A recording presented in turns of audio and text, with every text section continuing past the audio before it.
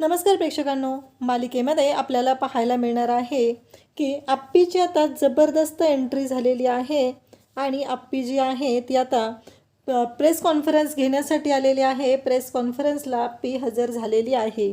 सगळेजण पत्रकार तिथे आलेले आहेत आणि या प्रेस कॉन्फरन्ससाठी आप्पी आणि अर्जुनची धमाकेदार एंट्री झालेली असते आणि ते दोघंजण तिथं आलेले असतात। आप्पी आणि अर्जुन आता पत्रकारांच्या प्रश्नांची उत्तरं देत असतात। आप्पीला पत्रकार प्रश्न विचारत असतात, मॅडम तुम्ही आल्या आल्या धडक पहिली कारवाई जी केलेली आहे ती जीजींवरती केलेली आहे, तुम्हाला खात्री आहे का जीजी या सगळ्यामध्ये सामील होते? तेव्हा आप्पी म्हणते की त्यांच्या विरोधात आमच्याकडे सगळे पुरावे आहेत, कारण जीजी जरी तुम्हाला सगळ्यांना तिथे प्रामाणिक वाटत असले तरी ते तसे नाहीत, कारण जीजीने लोकांना मारण्याचा प्रयत्न केलेला आहे, जीजीने लोकांची हत्या केलेली आहे। तेव्हा पत्रकार विचारतात की तुम्ही कशाच्या बेसवर हे बोलत आहात? तेव्हा आप्पी म्हणते की आमच्याकडे तसे पुरावे आहेत, मग तुम्ही आम्हाला त्यातले पुरावे दाखवू शकता का, असा पुढचा पत्रकारांचा प्रश्न असतो। परंतु आप्पीचं असं म्हणणं असतं की काही गोष्टी आम्ही तुम्हाला सांगू शकतो, पण सगळ्याच गोष्टी आम्ही तुम्हाला सांगू शकत नाही, असं आप्पी पत्रकारांना बोलत असते।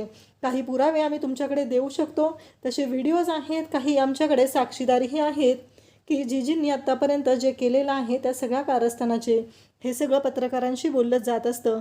त्यासोबतच आप्पी म्हणत असते की त्यांच्या विरोधात तसे पुरावे सगळे आमच्याकडे आहेत, त्यामुळेच आम्हाला हा निर्णय घ्यावा लागलेला आहे, हे आप्पी पत्रकारांना सांगत असते।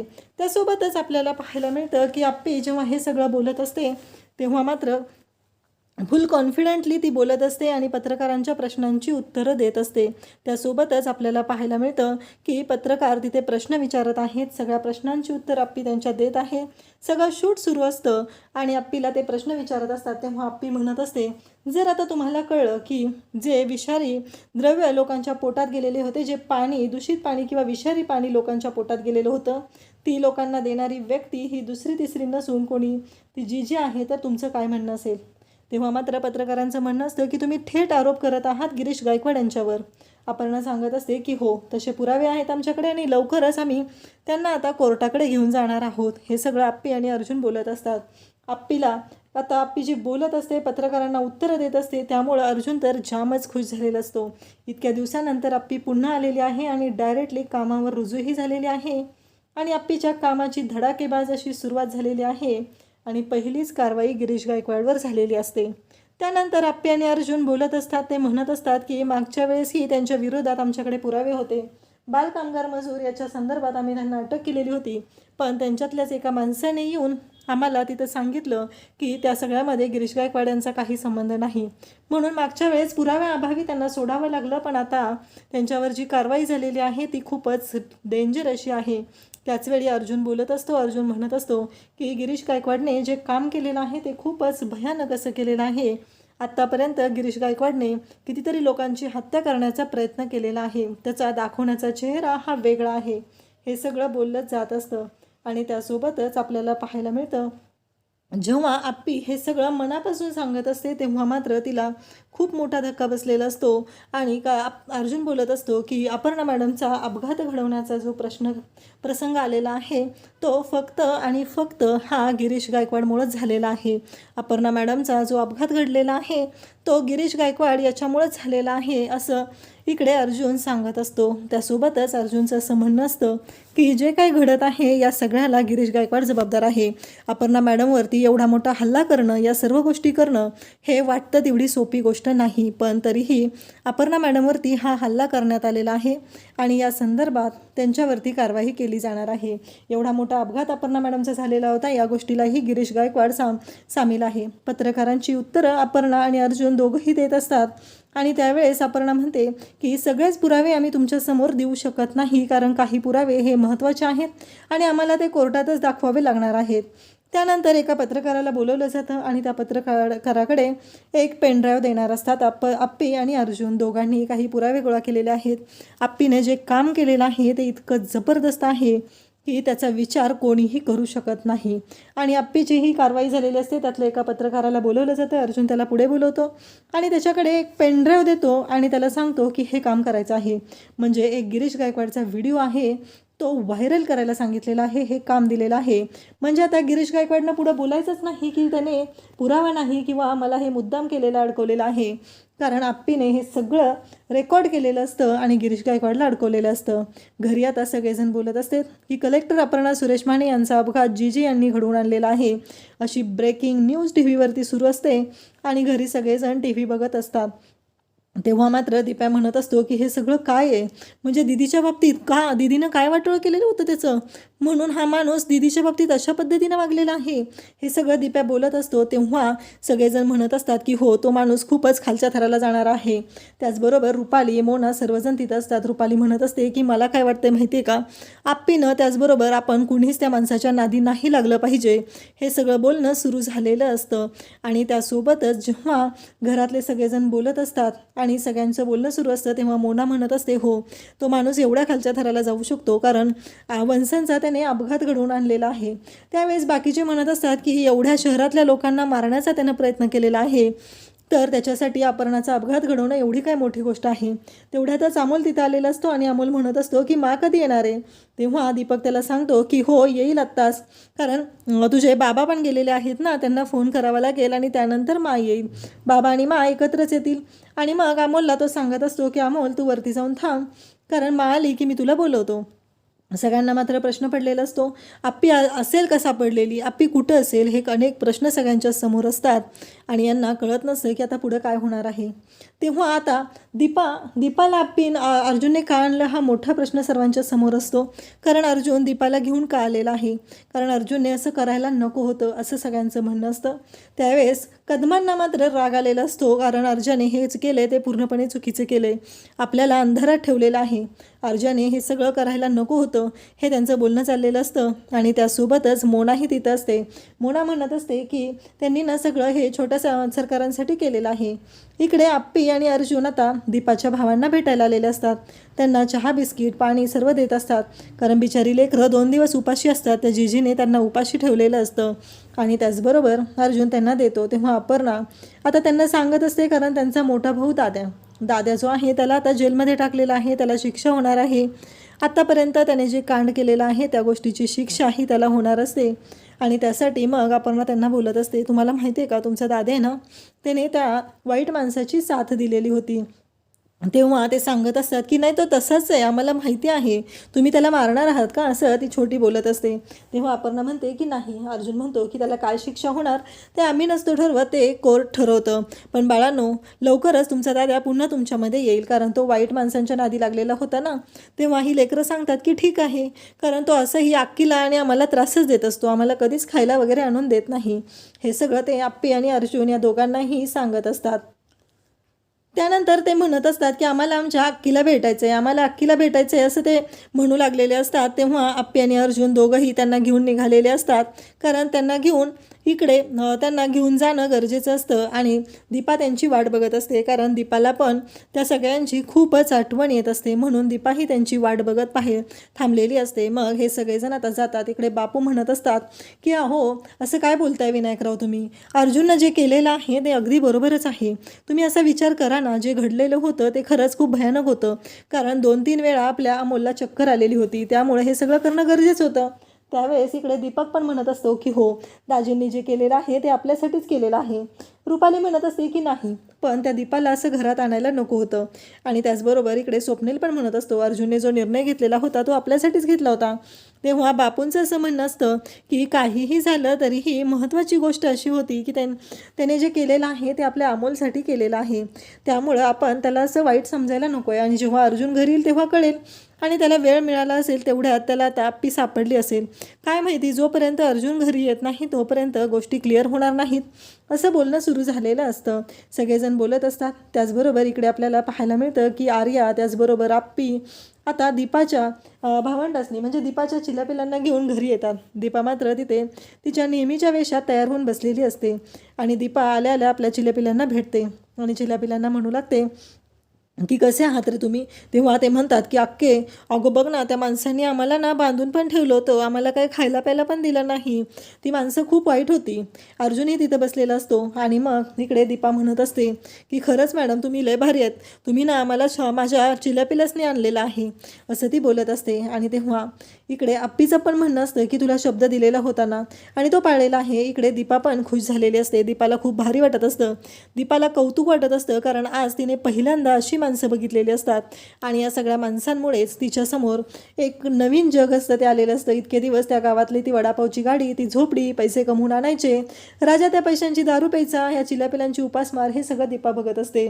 आणि त्याचबरोबर दीपाचं असं म्हणणं असतं की खरंच तुम्ही आज जे केलेलं आहे. त्यावेळेस चिलीपिली सांगत असतात की दादाला पण आत टाकलेलं आहे. तेव्हा दीपा मात्र नाराज होते आणि ती म्हणत असते का हो, हे असं का, माझ्या दादानं काय केलं मान्य आहे, पण त्याने पैशासाठी केलं आहे हो, दुसरी काही त्याची चूक नाही, असं म्हणत ती बोलायला लागलेली असते. तेव्हा आप्पी म्हणते की मला सांग की आजपर्यंत तुझ्या भावाने किती वेळा पैसे कमवून आणले आणि तुला दिलेले आहेत. तेव्हा दीपा काहीच बोलत नसते. तेव्हा आप्पी चिल्यापिलांना प्रश्न विचारते. तेव्हा चिलीपिली सांगू लागतात की एकदाही नाही, उलट तो आक्कीकडनंच पैसे घेऊन जातो आणि दारू पितो, आक्कीला पण मारत असतो, तिलाही त्रास देत असतो. या सर्व गोष्टी सांगितल्या जात असतात. तेव्हा मात्र इकडे आपल्याला पाहायला मिळतं की अर्जुन त्याचबरोबर आप्पी दीपाला समजवू लागतात. तिला म्हणत असतात की काळजी करू नको, सगळं व्यवस्थित होणार आहे. आणि त्याचबरोबर चिल्यापिल्यांना इकडे दीपा म्हणत असते की तुम्ही काही खाल्लं नसेल ना. तेव्हा ते म्हणतात की हो, तिथे आम्हाला काही खायला पण दिलेलं नव्हतं आणि दादांना तिथे आम्हाला धमकी देत होता, तिथे आम्हाला म्हणत होता की आता जर गप्प बसला नाही तर इथंच मारून टाकेल, असं दादा आम्हाला तिथेही बोलत होता. आणि त्यावेळेस इकडे दीपाला ते सांगत असतात. तेव्हा दीपा म्हणत असते की साहेब, खरं तो माझा भाऊ आहे ना म्हणून मी बोलले, पण खरंच मला माहिती आहे की त्याची चूक झालेली आहे, त्यानं या शहरातल्या माणसांना मारणाऱ्या माणसाची साथ दिलेली आहे, हे पूर्णपणे चुकीचं आहे, असं दीपा बोलत असते. त्याचबरोबर आप्पीही तिची समजूत घालत असते. तिला सांगत असते की खरंच दीपा गं, तू तू चुकीचा अर्थ काढू नकोस, तू वाईट वाटून घेऊ नकोस, असं म्हणत आप्पी दीपाची समजूत घालत असते. त्यासोबतच आर्याही तिथं असते. आर्याही बोलत असते आणि आर्या म्हणत असते की काही झालं तरीही एक महत्त्वाची गोष्ट आहे, ती म्हणजेच की आता तुम्हाला सगळ्यांना एकत्र राहता येणार आहे. तेव्हा इकडे दीपा म्हणत असते की चिल्यापिल्यांनो भूक लागली का, आर्या पण त्यांना विचारते. तेव्हा चिलीपिली सांगत असतात की हो, आम्हाला भूक लागली आहे. तेव्हा ती म्हणते की आत्ता तर खाल्लेच ना रे तुम्ही.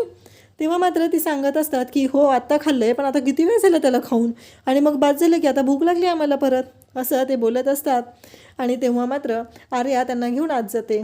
तेव्हा आप्पी त्याचबरोबर लेकरं, आर्या सगळेजण आत गेलेले असतात. त्याचवेळी इकडे दीपा आणि अर्जुन असतात.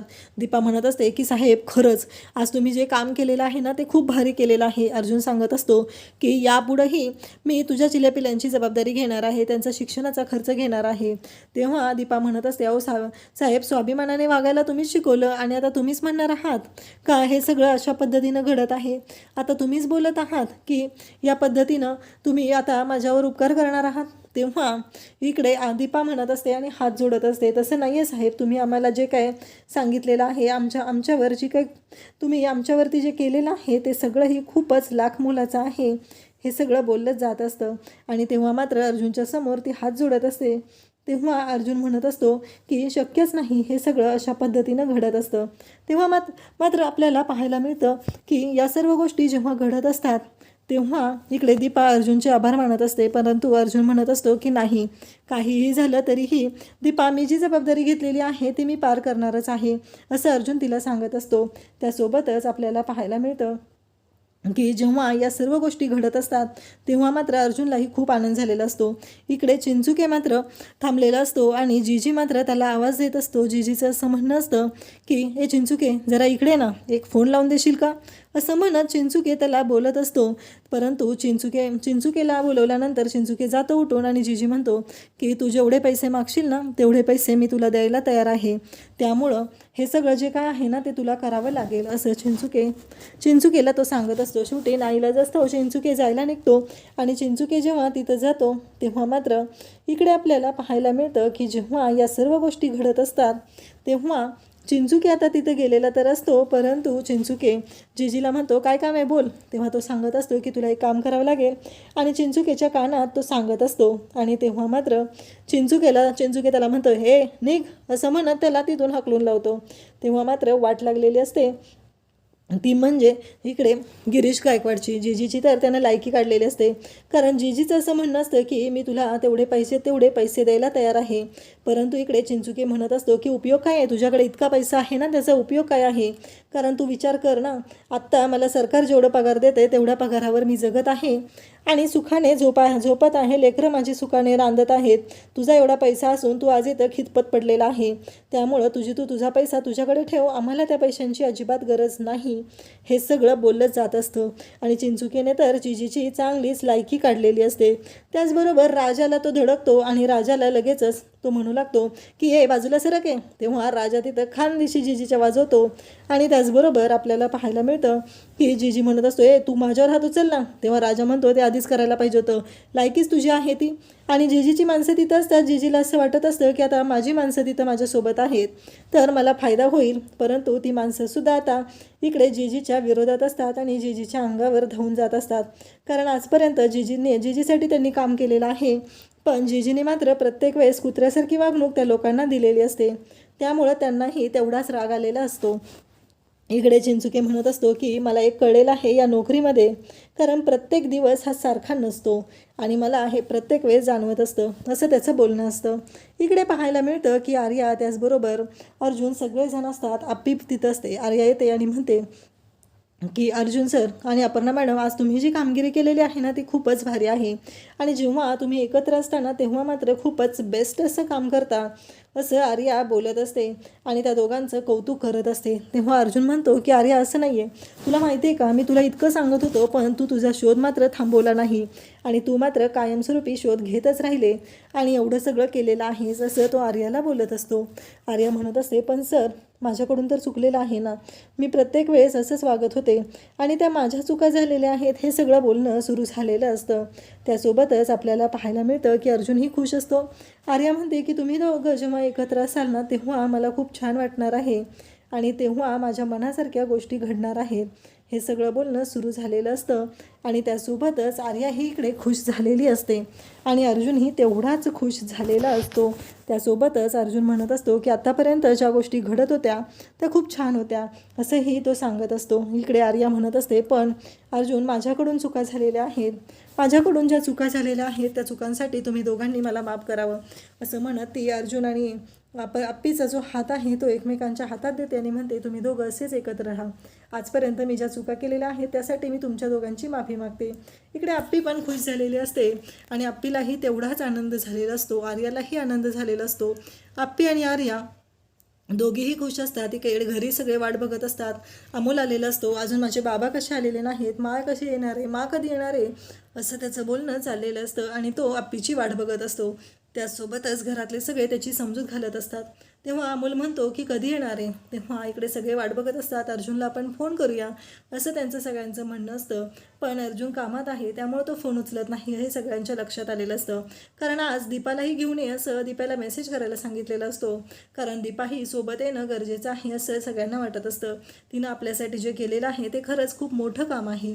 त्याचबरोबर इकडे मोना आणि रुपाली यांचं बोलणं असतं की आपण चुकीच्या माणसांवर विश्वास ठेवत होतो, या माणसांवरती विश्वास ठेवायला नको होता, असं त्यांचं बोलणं असतं. त्यासोबतच आपल्याला पाहायला मिळतं की या सर्व गोष्टी जेव्हा घडत असतात तेव्हा घरातली काही लोक अर्जुनच्या बाजूने असतात, काही लोक आप्पीच्या बाजूने असतात आणि त्यानंतर आप्पी आणि अर्जुन घरी आलेले आहेत आणि त्यांना पाहून आप्पीला पाहून सगळ्यांना खूप आनंद झालेला आहे आणि अमोलने त्याच्या खऱ्या आईला ओळखलेलं आहे आणि त्याने जाऊन आईला मिठी मारलेली आहे. अशाच अपडेटसाठी चॅनलला सबस्क्राईब करा. थँक्यू.